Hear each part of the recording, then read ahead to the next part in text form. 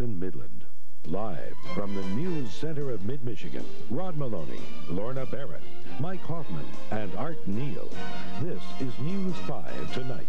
To go the extra mile for peace, I will issue an invitation to Foreign Minister Tariq Aziz to come to Washington at a mutually convenient time during the latter part of the week of December 10th to meet with me. President Bush proposes diplomacy, surprising Saddam Hussein and silencing his critics. Good evening and thank you for joining us. Until today, the president refused to have direct talks with Saddam Hussein, but one day after succeeding in getting UN backing for force in the Persian Gulf, the president is ready to talk. Yet Mr. Bush says he's not confident much will come from the talks, mainly because he won't negotiate the main issue. Nothing is doable until Iraq leaves Kuwait. Was so long at the beginning. President Bush's Persian Gulf hawk and dove approach sometimes confuses. I'm asking Secretary Jim Baker to go to Baghdad to see Saddam Hussein. And tonight Saddam Hussein is so confused he's yet to comment or even say he'll participate. But earlier today, in response to the United Nations January 15th deadline, equal dialogue is what Saddam said is needed to solve the crisis. President Bush believes these heretofore unheard-of talks will let Saddam know what he's up against. The best way to get that across is one-on-one. Baker looking him right in the eye. I've been told that he doesn't necessarily believe that I am totally committed to what I've been saying. The bottom line? The president now can say the U.S. is prepared to use force, but if force is used, we did everything we could. But there's more here than just dialogue with a dictator. For the past month, Democrats lined up and criticized the president for not stating the reasons why American troops continue sweating in the sand. Today he named them: the immorality of the invasion, the siege of the American embassy, mistreatment of hostages, and possible nuclear threats. Armed Services Committee Chairman Sam Nunn responded tonight. I think it'll give Iraq an opportunity to hear firsthand the determination expressed by the administration on the part of the country. But there are still some complaints the president must deal with Congress in. Senate Majority Leader George Mitchell said lawmakers still will insist the president consult closely with Congress and live up to the Constitution when it comes to Congress's role in war declarations.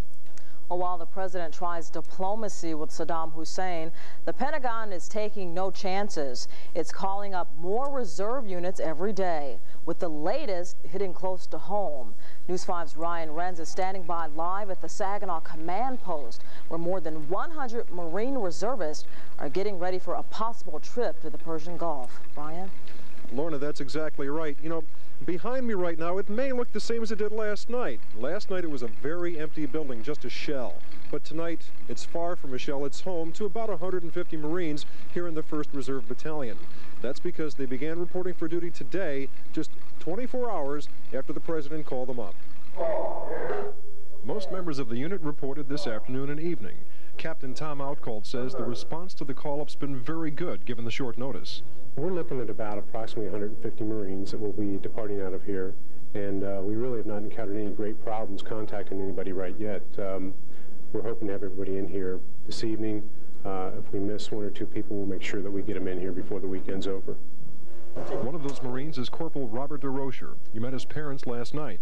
The Marines gave him the option of going with the unit or staying here to finish his college. He's going. When I'm 40 years old, I don't want to look back at my life and say, no, everybody went but me. I stayed back.